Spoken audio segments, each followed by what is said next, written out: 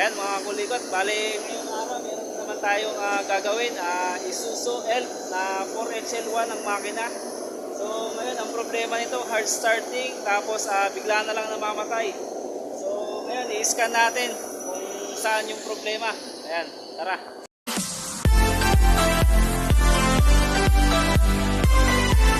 Ayan mga kulikot, bali ngayon i-scan natin itong unit gamit itong Ansel scanner.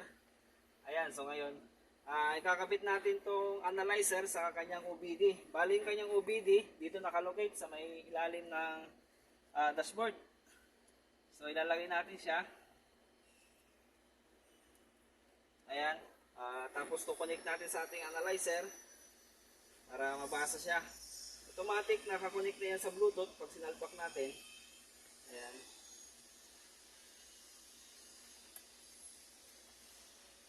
Ayan, okay na. Check natin yung power. Yun lang, walang power. So ngayon, pag ganito walang power, pwede nating i-connecta sa direct sa battery. So ngayon, para magkaroon ng power, i-direct natin sa battery, tapos ignition on lang natin. Okay, tara. So ayan mga kulikot, bali meron tayong connector, direct na sa battery. Ayan, meron siyang alligator clip. Ayan, i-connect natin dito. Tapos, dito sa ating analyzer, i-connect din natin para magkaroon siya ng power. Kasi walang power galing sa OBD. So, ayan. Tapos, bali ito, lagay natin sa battery, negative tapos positive. Ito sa negative. Tapos yung isa sa positive. Ayan mga kulikot. Ayan, tapos saksak na natin to. Ayan. So ayan mga kulikot, bali yan, gumana na siya, meron na siyang power, naka-on na rin yung Bluetooth, automatic. Ayan. So ngayon, scan natin siya.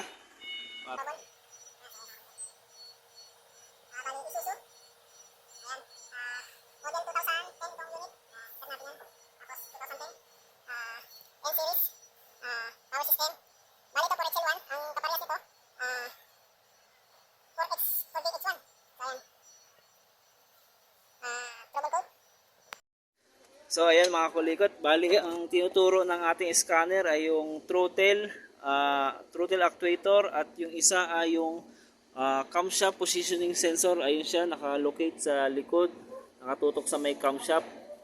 Ayan mga kulikot. Ayan, bali yan yung babaklasin natin at ire-requestan natin para mabili na yan. Ayan mga kulikot, so ayun.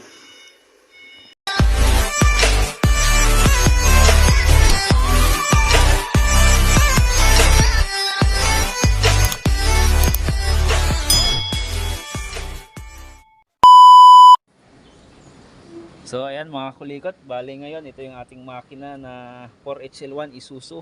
Ayan, na hard starting, pag umaandar naman siya, matay din. So ngayon, nung nakaraan, hindi na siya umandar. Pagdating dito sa aming company, hindi na siya umandar. So ngayon, niscan natin siya, ang lumabas sa kanya, yung kanyang throttle actuator. Ayan, throttle actuator, dyan siya nakalagay, yan, sa intake manifold niya. Tapos ang isa pa nating scan ay yung kanyang crankshaft sensor. Ayan, crankshaft sensor, bali doon siya nakalocate doon sa may bell housing. Ayan, crankshaft sensor. Tapos at ang isa pa ay itong ating camshaft positioning sensor. Ayan, doon naman siya nakakabit sa may gilid. Diyan sa may gilid sa cylinder head diyan, nakatutok siya sa cam gear. Ayan mga kulikot, so ngayon ikakabitan natin siya para ma-testing natin kung i-start. Okay, tara.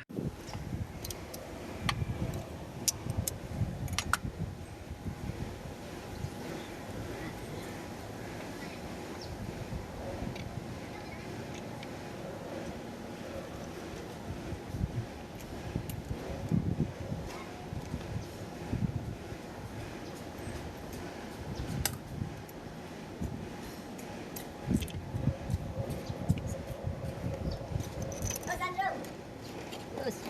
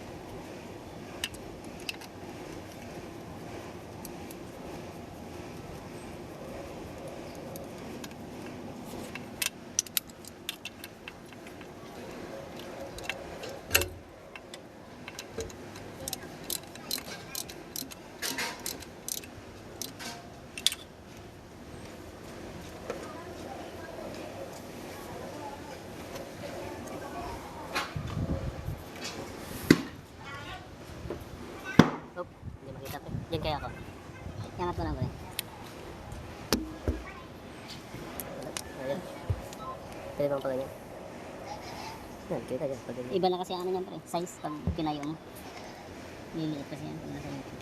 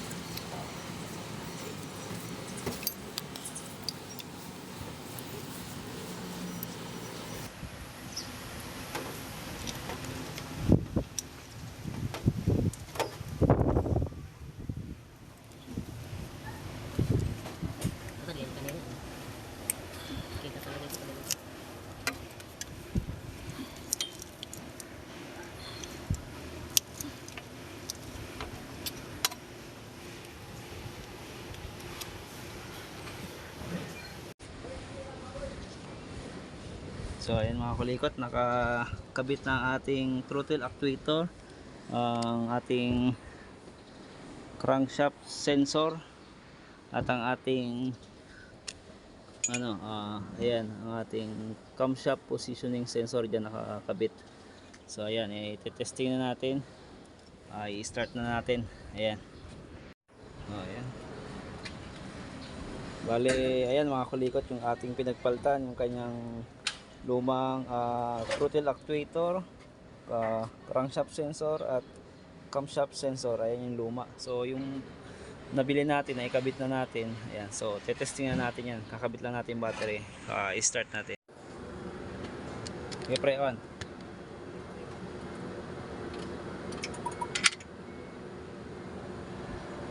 Sige, start.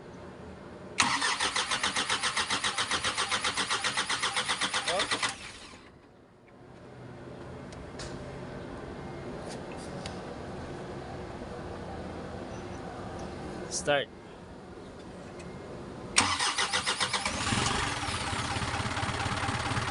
Ayan. Tara.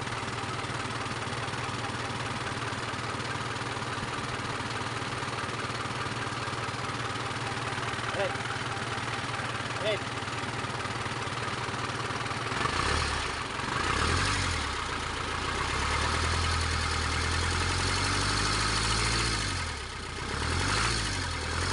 Patay.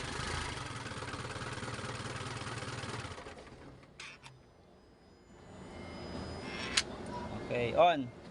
Okay, start.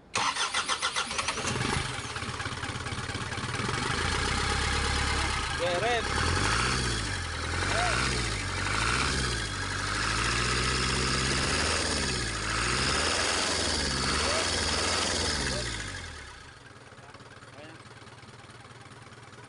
Patay ulit pre.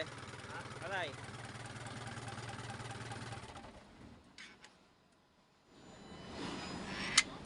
So ayan, ayan mga kulikot, bali okay na yung ating 4HL1.